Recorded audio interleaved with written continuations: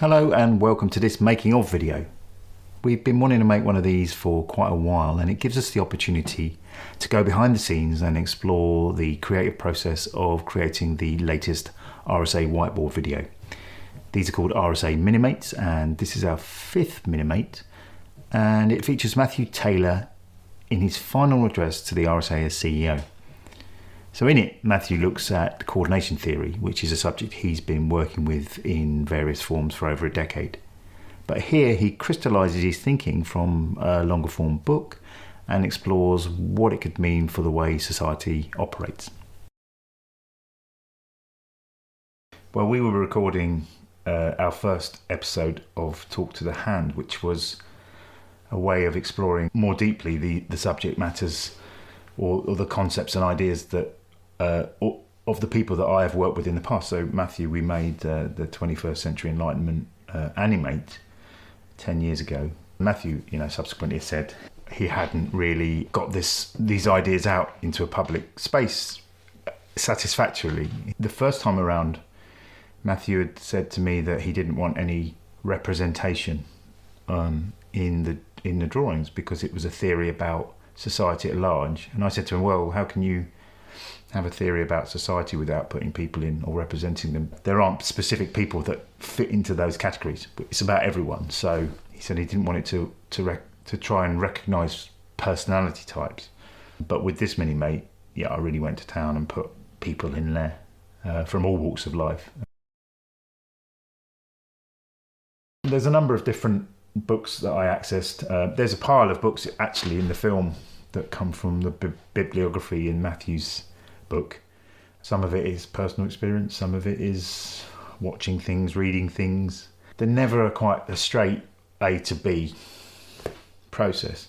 You're building this sort of tapestry of information and you've got reference points for yourself. You're building a map of ideas that is constantly informing you. Feedback loops back to you. You're like, oh right, yeah. Oh. And you put these markers down and sometimes they're not right. Or you leave them there. It's like you put a mark there and you come back to that. Sort of how it was when I was doing live scribing. You would listen to conversations live, draw stuff, and then put markers down. I'll put that character there, come back to that while I'm listening to live conversation. Same with this really.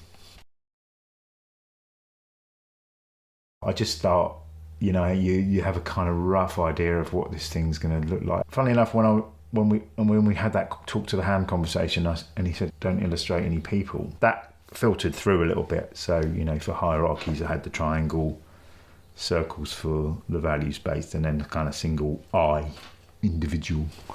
I knew I'd structure it around those particular forms and just put the people around those shapes. And I also had the idea about, Matthew mentions balance. It's about balancing those forms of coordination. So, it's a bit on the nose, but a pair of scales that were what I thought would be a device to frame things in the centre there. So I had a rough idea of how I thought it should look. Broadly speaking, I would say 60% is when I make the initial capture. It's there, roughly there. The form is there. The layout is there, I would say. There's a structure to it. The beauty of having a really talented group of animators that you work with is that you can focus in on those details close up and then move about. Everything just starts packing in and it builds up until it's kind of concluded. I really enjoyed drawing the Juggernaut. When you think about Juggernaut, you think about a big kind of convoy lorry. But then I did a bit of research and I actually found out that it is actually a religious vehicle. It's a temple on wheels. They had all these black and white photographs of these vehicles.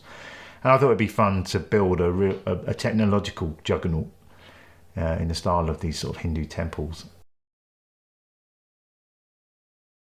The last Minimate, actually, I took a massive scene out. There's a painting by Juggernaut called the Raft of the Medusa, which is a really iconic painting. It's in the Louvre. But however clever I thought it was, it just didn't serve the needs of the story. In this one, there's a painting reference to the Caspar David Friedrich painting.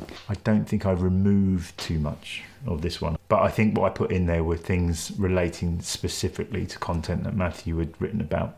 I hope we can continue to work with the ideas that shape our world and the people that come up with those ideas, have deeper dives with those ideas in our Talk to the Hand series, and obviously continue to work with the RSA and the fantastic speakers that they bring in.